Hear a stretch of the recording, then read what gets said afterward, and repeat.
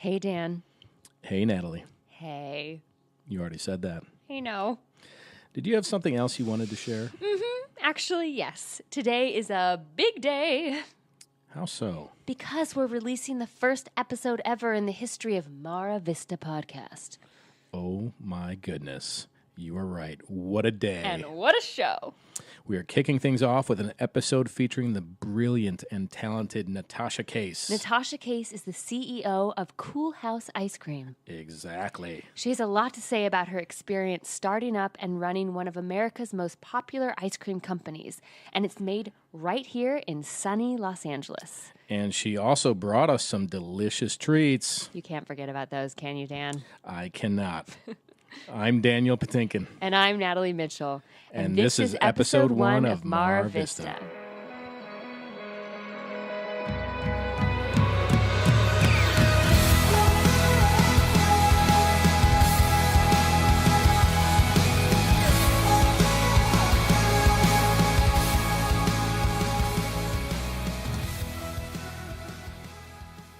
Today we have Natasha Case, the amazing CEO of Coolhaus Ice Cream. Welcome. Thank you so much. Thanks for having me.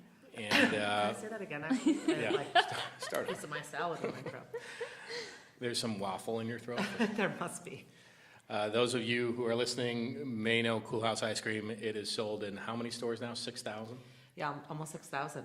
In what markets? Like markets all over the country, all over the world? Yeah, so we're in every state, and it ranges from the more kind of specialty market, like a Gelson's, Bristol Farms, to Safeway, Publix, Wegmans, Fresh Market. So pretty much the whole range. Your neighborhood bodega, if you're in New York City, all the way, to some of the biggest conventional chains. And then we are distributed in Asia and the Middle East as well. So 50 states. So Hawaii, Alaska. All of them. Alaska. Yeah. Who takes it up to Alaska? Distributors. I do personally. I just, She has a Cessna. Over. Yeah. Like, so I'm jumping ahead, but this is already interesting me. Sure. A distributor to Alaska, how does that even work? I mean, you guys produce all in LA, right? Yeah, we produce locally, and we have a co-packer, so we have a manufacturing partner. It gets made, then it goes to our warehouse here in LA, Yeah. and then the distributor picks it up in their trucks, takes it to their warehouse that is closest to that retailer account. Yeah. So in this The case, DC. yeah, yeah, Distribution center. Well done. Well played. Natalie knows some food stuff. Yeah, but it is true. Most people don't really ever think about the behind the scenes. And, essentially the distributors are our customers, not the retailers, because they're taking it to those DCs and then it's going to the warehouse where, it will then be the closest to the Alaska market. And then that Alaska market may have a delivery schedule from, that distributor of, let's say, a few times a week, maybe once a week. So in the supply chain, there's a lot of, it's kind of, going through a big process. And, it's hard to control. Yeah. Like that is a very real and interesting element of this business is really having the best possible relationship with your distributor and retailer because it's going to touch a lot of hands, not actual hands, but you know what I mean, before it gets to the customer. And it's an interesting process. So in the beginning, before you had that whole system mapped out, how did you store the product? Was it in your house? Did you keep it in the, where did you store it before you had an entire facility here in LA? Yeah, we didn't really need our own cold storage until we were partnering with, grocery stores.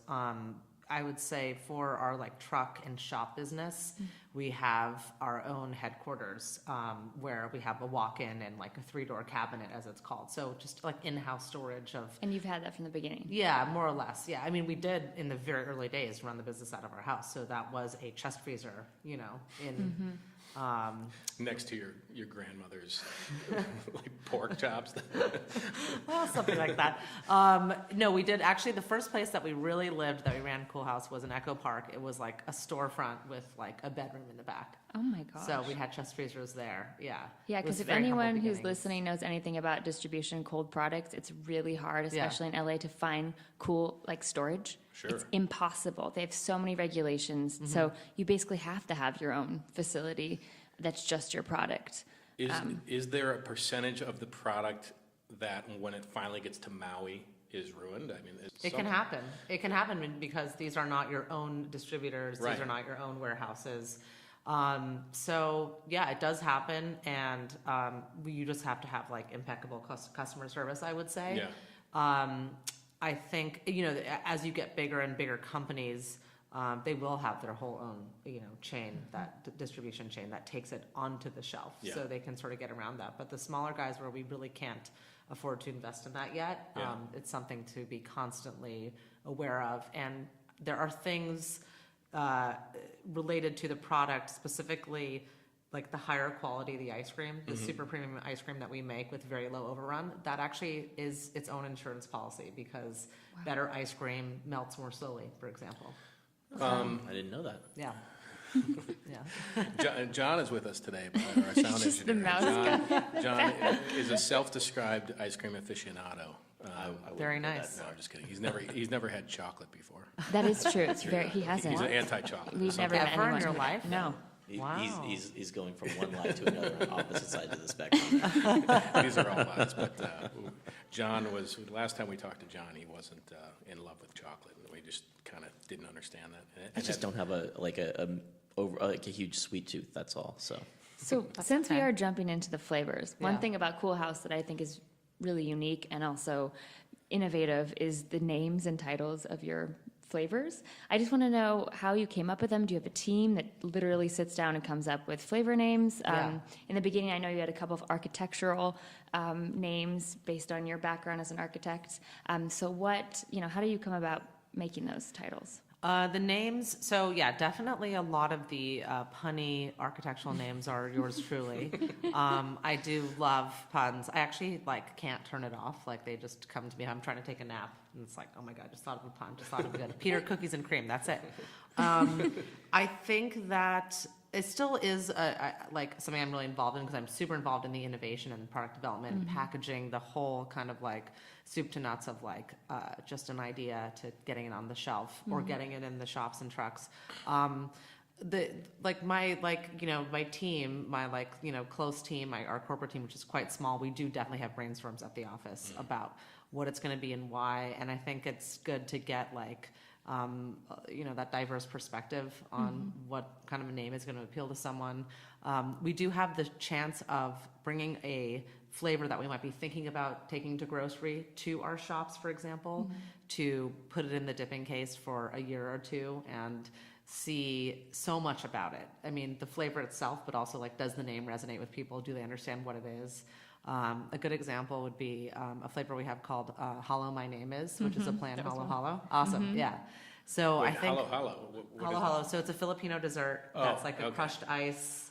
There's so much stuff in it. There's so much stuff from a can red bean and all these different kind of gelatinous fruit type, but it's delicious. It's really, really good. And we definitely twisted it up a And little your bit. wife is from the Philippines. She is, yes. The other founder is Filipino. So she was begging me for this Filipino, dessert kind of spin-off for so long. And we finally did it. And the flavor-wise, we can't even keep it in stock. It's so popular. Wow. So I've been getting a lot of told you so on that one. at So the house. Natalie and I Yeah. were doing a little digging on the website, and we saw that ice cream, and we thought it was referencing Inigo Montoya from The Princess Bride, who says, "Hello, my name is Inigo Montoya," who It could be anything. I think that's what's great about the ellipses. It's, Katie, our brand manager, is the one who came up with that, so I can talk to her about it. I'm pretty sure it's an M&M reference. Oh, hello. My name is. Oh my Yeah. gosh, Slim Shady guys. yeah, Come yeah. on. But I like where you went with it. well, because I'm related to that guy, and that's what Oh, Natalie yeah. found out last night. And it's Mandy Patinkin is the Yeah, actor I who do played. know you And have I some, thought actor blood. Natasha actually created a flavor honoring my family. This is amazing. But It's No, okay. alas. We Has to don't do have with to her own dispel that myth. It's, Good. okay, so I'm gonna pass out some of these ice creams. Natasha brought a couple of ice cream sandwiches, which are melted. Ice cream sandwich. Let's go with the puns.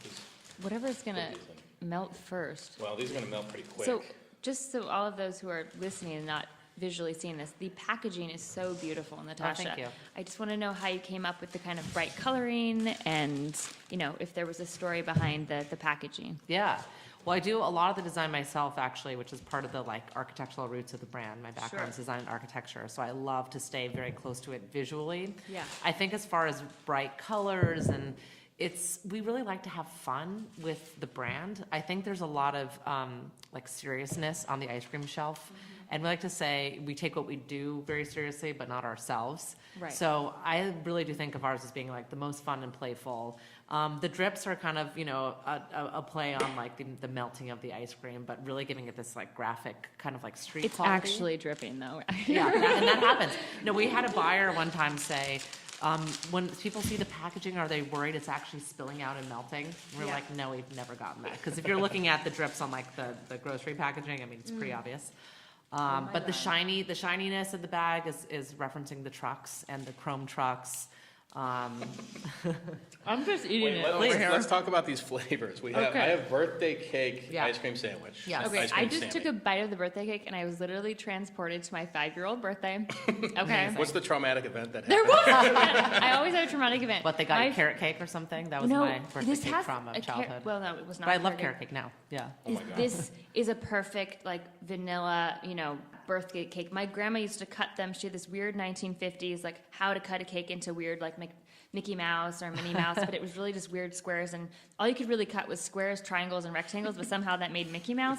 So if you can imagine like a really retro, Love but it tastes like this. This is really amazing. Oh my God, So I noticed Sammy. on your packaging, besides it being beautiful and tasting amazing, like the texture's so rich. I've had a lot of ice cream sandwiches that they don't focus so much on the ice cream Yeah, itself. 100%. And this has a very creamy, like quality ice cream. It's not a Yes. cheap It's ice true. cream sandwich ice It's cream. super premium ice cream. It's the low overrun that I mentioned, which means the minimal amount of air is churned into it. And That's what low overrun means? That's what low overrun means. That's a big term in like industry term, An ice cream term? ice cream Or term. other foods, just ice cream? As far as I know, just Okay. ice cream. But the low overrun and high butter fat are the two things that generally make ice cream taste really, really good. And so that's the creaminess and the concentration of flavor. We don't also want to do too much butter fat because you are getting an ice cream sandwich and you don't want to overwhelm the palate. You don't want someone to feel completely knocked out. So it's actually, we're in a bit of the gelato range. That's the- And gelato is, generally like a slightly lower butter fat, but really low overrun. And that's why when you're on vacation, you feel like you can eat it all the time. It's this great, refreshing flavor, but it doesn't like completely sideline you. And then the birthday cake sandwich, it's a sugar cookie with natural rainbow sprinkles, not, artificial coloring. And then it's a cupcake frosting ice cream.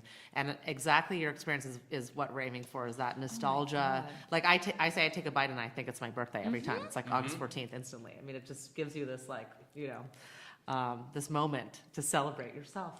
So I feel like we should just cancel the podcast. Just eat all this. Okay, so right now I just took a bite of the milkshake and fries. Okay. Which to me is insane because you always sip a milkshake and Yeah, eat fries, but yeah. really just shove it together. Yeah, Like, why do you that's have right. to eat them separately? And people do dip fry in a shake, and this is sort yeah. of a kind of a secret thing, secret passion of many. We really want to just bring it to the forefront, and that's our own two-tone malt in there. That is equal partner chocolate, non-GMO, custom developed. So it's a very special malt, and then it's the Tahitian vanilla bean, which is a really high quality vanilla, a pinch of salt, and then shoestring French fries. Oh my Also gosh. non-GMO potatoes, I must say. They are no. So you have a lot of things on your packages that you should be very proud of. You have all natural, no GMOs, grass fed. Yeah, and this no is RS even RBST. the hormone-free dairy, exactly. And you're looking at the, because I know Daniel went to the store and we packed the pint fresh there. But if you're getting the grocery product, you'll also see, like on the sandwiches, it's cage-free eggs in the cookies, organic sugar in the base of the ice cream. The quality is just so important to us. The equal partner chocolate. We make a product that we know we would want to eat, is what it boils down to. Oh yeah, you got that dad's secret stash. Couple things to say. Okay, what? All right. You're having dad's secret sauce? This- That sounds dirty. That's not Dad's the name, secret Natalie. stash. That's not the name. Natalie, this is a family-friendly podcast. Sorry. I'm eating Dad's secret stash. So let's just list, Stash. Okay. let's list the enunciate here. flavors that we have. We have Dad's secret stash. Yes. We have birthday cake. We Nope. have, what does John have? Give me s'mores. John has been just mowing down. Yeah, he hasn't said anything. That when it gets quiet, it's like I a great thought you thing. had like a dairy intolerance. A little bit, yeah. I'm gonna have some, We'll end in 30 minutes when that He's gonna gets be to be a popping problem. Rolaids. And he Well, broke his I chocolate figure we're bowl. probably not sharing these things, the sandwiches. Oh, you figured? Which don't flavor know. do you have? The The Gimme Gimme S'mores. S'mores, Give me s'mores. which is really great, and I love the cookies. Thank you. Yeah, it's got a really good overall flavor, and you're right, the quality is there. You can there's just no doubt. And I think Natalie, you were mentioning before, but it's true, like for us, the making great cookies and great ice cream is very, very important. And mostly in novelties, you get a focus on one or the other. More often than not, actually, you'll have an ice cream maker just like throw in a like crappy cookie that means nothing. And it's an afterthought. So these sandwiches are special, and I think that's also really made them sell so great. They're untouchable in the grocery aisle. There's nothing of that kind of quality for both ingredients. It's just a pain in the ass to make. Yeah. You know, so let us do it for you. Like Yeah. no one else should try. Just us. No, I would never again try. I did this weekend in Montana with my family. It was a complete fail. You try to do what? Well, I made cookies, but I overcooked them, so they were like hard and like crusty. And then I tried to shove ice cream, but they didn't stick right. Like even sticking the ice cream to the cookie is really hard. It's true. The texture, it needs to be, like a kind of robust enough cookie to contain the ice cream, but also soft, pliable, chewy. Exactly. And then it can't break down. It's sitting in there with the ice cream. That's its like kind of its world on the shelf. So Right. they need to be able to actually make each other better. Yeah. We developed them so the ice cream keeps the cookie like moist and delicious and actually kind of fresher tasting Right. than having it just break down and fall apart. Yeah. So you just ran over that flavor, but didn't explain what is Dad's in that Secret one. Stash. They're Can I different try colors. it? There's a rainbow colors. I'm gonna pass it over. I know there's bourbon in here, or what is it? There's scotch, Scotch. a pinch of salt, marshmallows, and M&Ms. Oh, so Yeah. oh my gosh. Is that real alcohol? Yeah, it's real alcohol. So kids can't eat that. It's a funny thing. It kind of depends on the parents because there's putting alcohol in the ice cream. Good call. There's so little that's really gonna, by the time it's all said and done, Right.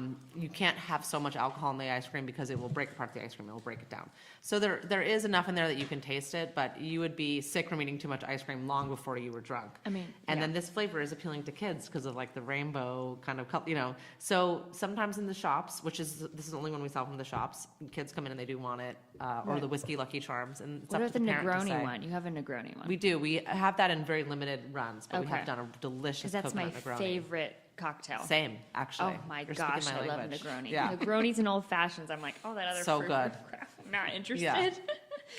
But yeah, this secret stash is very good. Yeah. Thank you. Can you hand me a spoon? I lost my spoon. I don't know. Yeah, I might have here's- eaten my spoon. It's possible. So we totally derailed because we're just so into these Let's flavors get and into the packaging. let's let- get into the origin story. Yes, Coolhaus origins. I'm very intrigued by that. We kind of referenced the architecture background, and then all of a sudden you were going to Coachella with a ice cream truck. Yes. So can you explain how you jumped from that to that? Yeah. Well, okay. So my background's architecture and design. I wanted to come up with a way to make architecture more accessible and fun to learn about. And my light bulb moment actually was in one of my studios in college. A professor of mine criticized a model I made saying it looked like a layer cake. And I was like, why is that a bad thing? So I baked the next iteration of the model as a cake, and that was my only all-nighter in all of undergrad, which is a whole other notable thing because mostly architects don't sleep, but I only stayed up for the cake model. Wait, pause for a second. So your architecture instructor said, that looks like a cake. And you said, you know what, after you, I'm Yeah. gonna make a cake. That's exactly right. Yeah, Yes, it was a that's little awesome. bit of spite Yeah. to him. And it was just so fun to make. I was thinking to myself, I would just never be bored of doing this. Wow. And when I presented it to my colleagues the next day, you could just tell there was so much more intrigue and fascination with the cake model because it's like, oh, are we going to have to eat this when she's done yapping? It's just a memorable thing. You will remember if you ask Yeah. people what they remember from a studio in design school, they remember Right. the cake model. So I thought this is it. I can use food to talk about architectural ideas and also use my architecture toolkit to really more create a brand than the traditional application. Right. So I just played around with different food and architecture ideas and started calling this concept farchitecture. And it was all kind of different, high concept dinner parties and products. And then when the recession hit, I was working at Disney Imagineering. I started baking cookies, making ice cream from scratch, and naming the combinations after architects. And I was handing them out to friends at work who had gotten some bad news due to the recession. Like, oh, so sorry to hear the news. Here's a Mies Vanilla row. Or, here's a Frank Berry to lighten the mood. Thanks for the courtesy laugh. And No, I know Mies van der Rohe has some buildings in Chicago. There you go. Yeah. So that was really it. And then I met the co-founder, Freya Streller, and she had more of the project management and financial kind of operational skills. And so it was a really good partnership. I could do the design, I could do marketing and sales, and she did that element. And we came together at the age of 25, also romantically. Now married with a 1-year-old son, so it all worked out. Wow. Don't worry.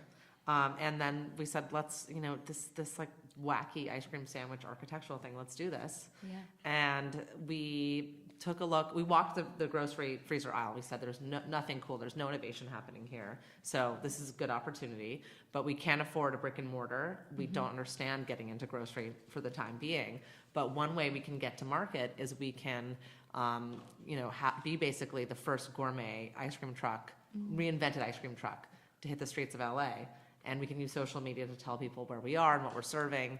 And we found this beat up postal van on Craigslist for $2,500. It didn't drive. I think we were paying for the chrome rims. That's really what we were doing. Because it had chrome rims. That was cool. We towed it to LA, and then we begged the biggest event we could possibly think to launch at, Coachella, to let us sell there. Last weekend. Yeah, the second weekend just happened.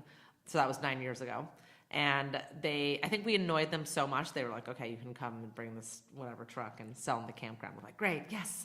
Beyonce wouldn't have allowed it this year, just so you know. Well, Coachella's a whole different story. Yeah, in it general is very now. different now. Yeah. We found out we got in, that's great, but how are we going to get to the desert? You remember the truck doesn't drive.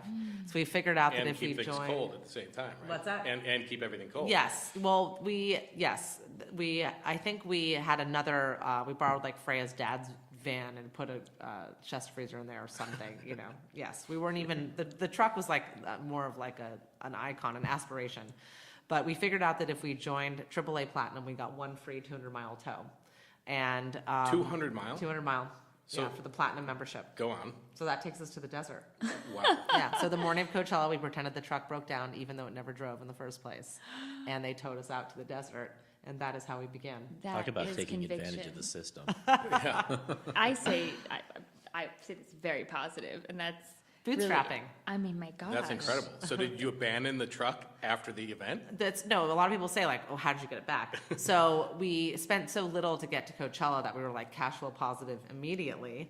And we bought a real insurance policy like on the last day of the festival, and that towed us back to LA. Yeah. I hope like the insurance adjusters are not listening to this show because they're going to get sued for fraud. No, But we'll why? just edit that out. Yeah. No, I'm just, I love that story. I also have a personal understanding to working with your partner, partner in business, partner in life, and that can be really challenging. Yes. So I like to hear positive outcomes that it works. No. To have successful business, It's but true. also know how to balance your work-life relationship. And Definitely. I will say Freya's not in the day-to-day anymore. She, in 2013, decided that it was kind of time for her to move on and hire a replacement, kind of like a COO type. But it wasn't like, oh, everything's going to fall apart if she doesn't do that, but it just felt like a natural kind of progression. Like it's not as productive of a setup. And it's true because it's extremely hard to draw the boundaries. you're always working when you come home. And Yeah, exactly. So it definitely ended up being a good thing. And I always tell people like the brand has to be stronger than your relationship, and your relationship has to be stronger than the brand. And that was a good testament to it because both have gotten better, I think, since she moved on. She's still like helpful and gives me feedback and is my confidant, and I call her the first lady of Coolhaus. She's not on the payroll, but she has my ear and sometimes controls me. FLOTUS? What's the acronym for that? Exactly. Coolhaus. Totally. FLOTUS? Right, we can get something there with the ice cream. Okay. But yeah, so but it is definitely such a common thing that you hear amongst entrepreneurship, starting with your friends, your significant others, your family, and just making sure you have a plan in place for someone may need to say, I don't want to be doing this anymore, and that's Right. okay. They need to be able to have a life beyond that. Yeah, exactly. So this is an interesting conversation for all of us, even John, because John is ice cream aficionado. But Natalie is co-owner of a chocolate company, Pacari So cool. Chocolates. My sister, Definitely know who's it. close with Natasha, Erin Patinkin, is the owner of Ovenly. I used to work at Ovenly. I ran the I finance do know department. that. So we kind of all have some insight into the ups and downs and the grief that you must encounter in growing a business like Yeah. this. When you started the business, did you envision something massive, or did you just say, "Oh, I hope I can do this on the side and make some extra bucks," or something like I think that we abstractly envisioned something massive. Like, I just had this gut feeling like the timing is really good. We're onto something here, and we have to act now, and we can be the Ben and Jerry's of our generation type. Yeah. Like, I don't think that we could spell out what that meant or how many dollars that would be or exactly what that would look like, but it was like kind of a hunch that felt very big and very powerful. Now I will say 9 years in, I feel like that and more, except it feels very concrete. Like, I feel like I see the path of exactly what we want and need to do, and I do truly believe this can be very big. We want to be the household brand of our generation. Yeah. And we have such a great opportunity to do that. Yeah, that's very exciting. That was one of my questions was, did you like the reference? I read an article where they did compare you to Ben and Jerry's Yeah. of our generation, and I wanted to know how you felt about that. Clearly now I know that you're happy with that idea, that Yeah. concept, because Ben and Jerry's really was the first one that wasn't just strawberry, vanilla, chocolate. They were coming up with innovative names, creative, even political statements. Jerry Garcia was a flavor. Totally. So Cherry Garcia, whatever it was. So I think I think you are doing that. I think your vision is very clear in your packaging, in the flavoring, in the way that you've grown organically, and not just, anyway. So Yeah, that but- being said too, the growth, the Yes. financial growth. Yes. I mean, how did you go about gaining investors and jumping to that next level? So we, after 2 years of our truck business, because that's really, after Coachella, it went viral from there. We were very fortunate to get a ton of buzz and had a lot of interest in the brand and people getting the product. Great. So we kind of, that's the business we really knew for the first 2 years. We added to the truck fleet here in LA with a couple other, mobile units. And then we expanded to Texas, we expanded to New York. But we could see after a few years, like, we can't have this in every city. Like, it's just not scalable the way that I think we maybe never really thought about that when we were just launching. So it was just ice cream trucks initially? Yes. There was no brick and mortar? Yes, exactly. It was And just no the trucks. wholesale distribution? Or No. Okay, it was just trucks. Okay. Exactly. Yeah. And trucks are a great way to launch a brand because they are grassroots and they have authenticity and it's cool. But I think we saw, like, okay, this has legs. Let's revisit the other channels that we couldn't really either afford to, access or understand them from the get-go, which was the brick and mortars and the grocery distribution, and let's give them a shot. And very quickly into the brick and mortar kind of startup, which was, I think, the first thing. We were like, let's do both at once, but we had like signed a lease for brick and mortar. Like, oh my God, we're gonna need more money for sure. So it was definitely a good time for like an angel round. I don't think we needed really anything beyond that. But angel round at that stage can be good because it's generally like less sophisticated of an offer. Not to say that they're not sophisticated investors. Many of them are extremely so. Right. But it's a simpler deal, which is kind of what you need. You don't need a million kind of, to jump through all these like hoops and crazy terms and all that. So we just kind of put the word out, honestly, to like everyone that we would talk to would just know, like, we're interested in an investor, we're looking at like angel, maybe this much, here's what we want to do. And then it came to be that my dad was having lunch with his longtime client. My dad's an architect. And is this guy, Bobby Margolis. And, for the children of the 90s, he did Cherokee jeans. Okay. So huge. I definitely remember Cherokee. Cherokee, Target. Bobby is just a business, genius who had done it all. He had come from the counterculture, kind of like the Ben and Jerry's, which just, to say one other thing is, like, I do think they are the brand of the counterculture. And like, that's exactly what's interesting is like, and to your point, that they kind of maintained all of that culture as they grew, which is what we want to do. But I also feel that Ben & Jerry's was one of the first brands that was environmentally conscious Yeah. and maybe socially conscious, and I think there's putting a the lot of messaging, that. I mean, what are some of the aspects of your business that would be parallel to what Ben & Jerry's has done? Yeah, and to be clear, what I want to say is, Ben & Jerry's is still a popular brand now, and I see them in a lot of ways. I mean, of course, we idolize them. They're a parent I would say, generation, I would say that I don't want to always like be too much in the comparison because things are quite different, and I think we can learn from them and do things differently, and not say like, oh, it's them or us. It's like we're also two different brands. But I would say yes, definitely having the authentic voice, and also I think being on the other side of the table from your customer and having that be real. So many of the brands that we end up buying, like the person or the people that are deciding what that consumer wants are so different than the consumer. And I think for us, it's like very real. We're a women-owned brand, and our customer is 60% female. We're a young team with like really big ambitions, and we're very creative. We're very bohemian. So we really are speaking to our own customer. I think that there's parallels there. And yeah, I mean, the quality at this stage in the game, to me, that's like just a no-brainer. Like everyone's got to have quality. Like you can't,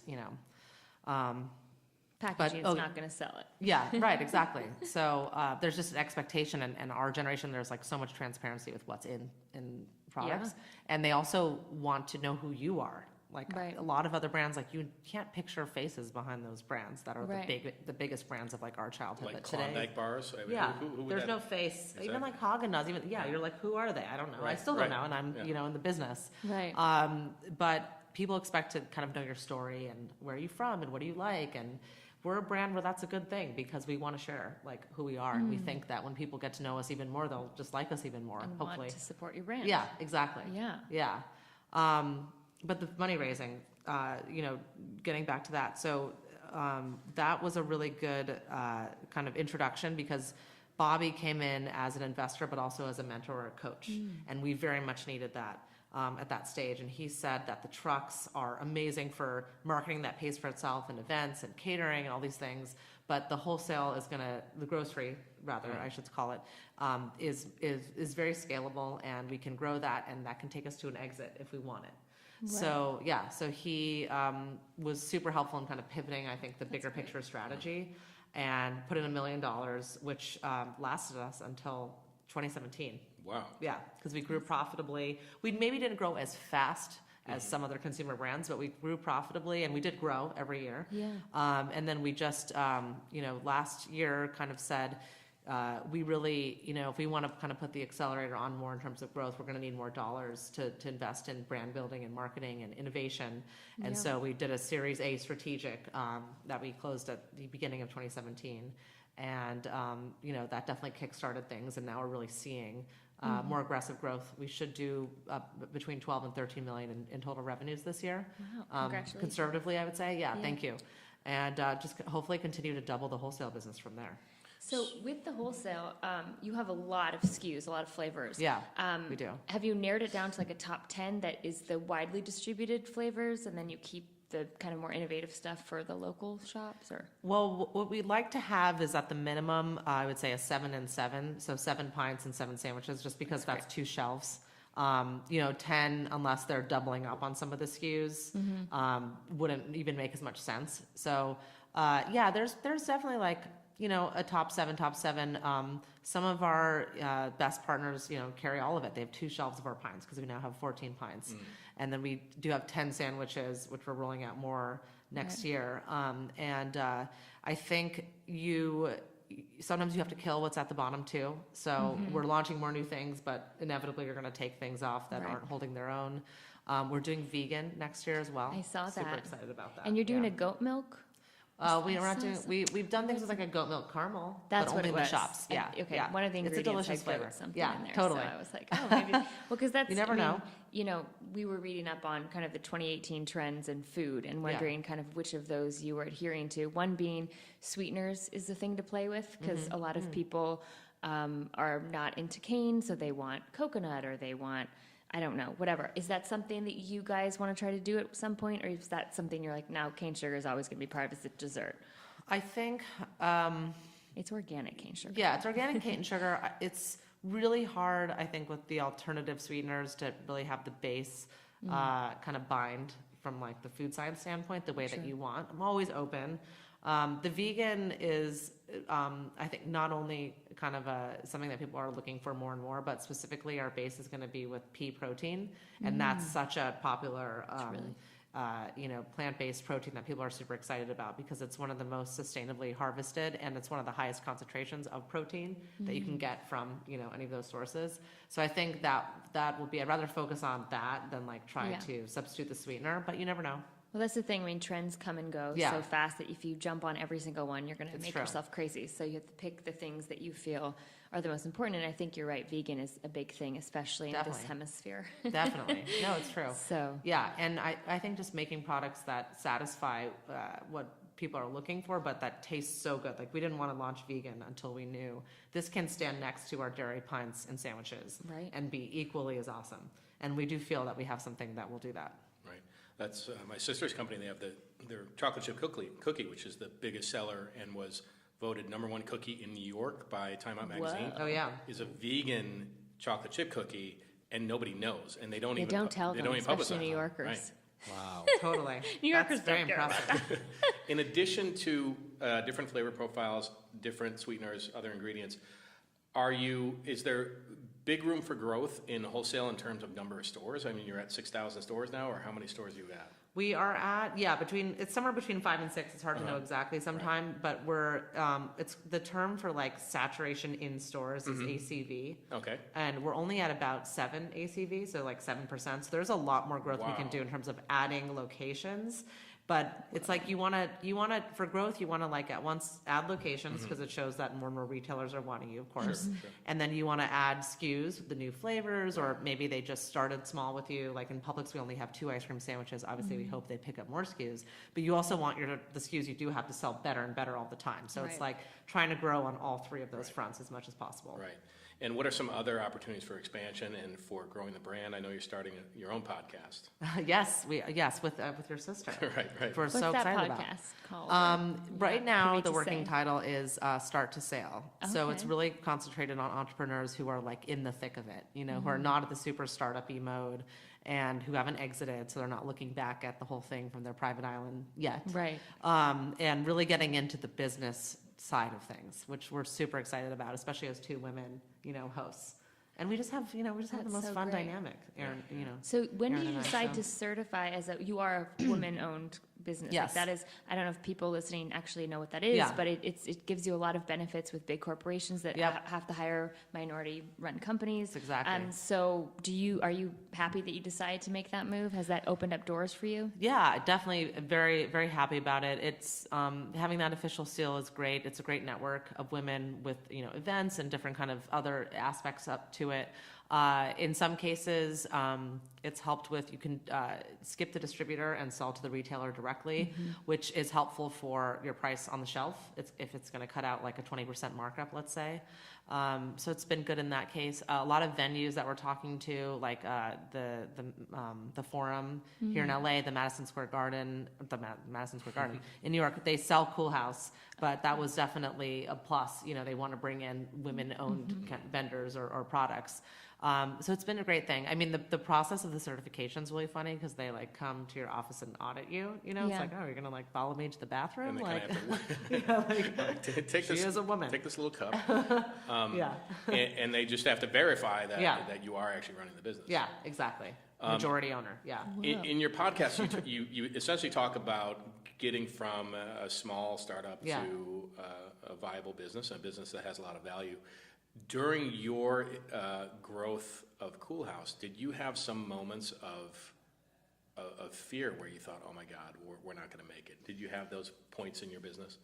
I think you probably from some rational sense, it's in there, but you kind of get used to ignoring like extreme situations. Not that you don't take them, like you wouldn't want to be completely like oblivious to it, obviously, but I think like there's some I look back and like when we were raising the angel round, that was definitely one where we had signed this lease for this brick and mortar. We had started construction and we're running out of money. If we didn't close the angel round quickly, that could have been like a major Disaster. issue. We could have really gotten to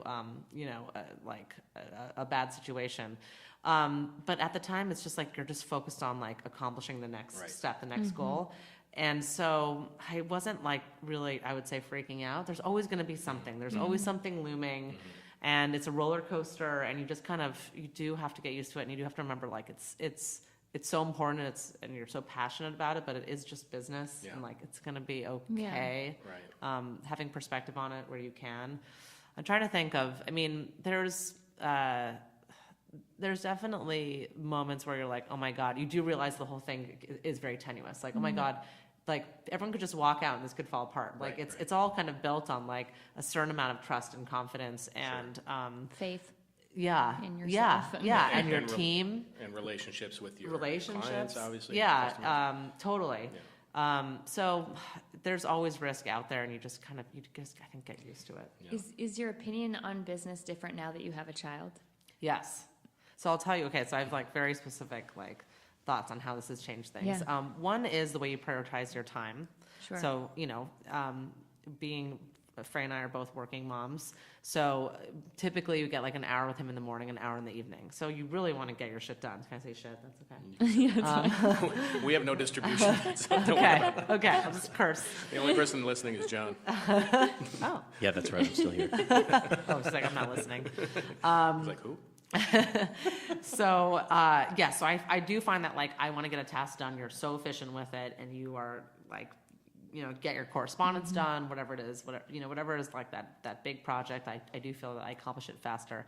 I also think that if you are passionate about what you are doing before you have the kid, it only amplifies it after, because for me, it's like, I want to do this great thing now also for Remy, because this is his ice cream empire, like, to inherit, and you kind of think of So them. cool as a kid, be like, my mom's make ice cream. It's like, I don't want, I guess I was going to say, but he might be vegan, but, then we'll still have the vegan line still for have your him. flavor So for you can't him. even, like, reject it that way. No. Yeah. And then the last thing I would say is I think of things a little more big picture. Like, some of the petty stuff kind of goes out the window, because, like, with the kid, you're so in big picture mentality with them all the time. So I do think that's actually been helpful.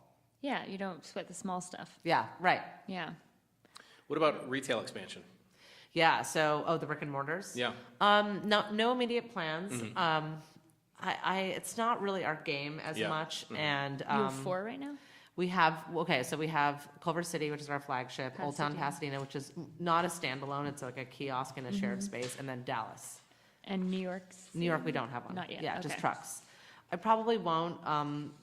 I always keep an open mind, but it's really not part of our strategy. The wholesale, the grocery world is what we found to be the much more scalable side. Yes. Yeah. And you have a cookbook coming out?